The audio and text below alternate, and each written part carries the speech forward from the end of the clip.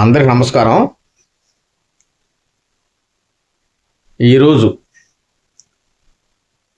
జగన్ గారు గుంటూరు పర్యటన చాలా అడ్డంకులు ఉన్నాయి, అయినా అన్ని దాటుకొని వెళుతున్నారు. పొద్దున 10:30కి ఉదయం 10:30 బయలుదేరితే ఇంకప్పటికి వెళ్ళలేదు. నేను వీడియో చేసే సమయానికి ఇంక వెళ్ళాల. మామూలుగా హైవేలో కారు పట్టుకుంటే అరగంట వెళ్ళిపోతాం.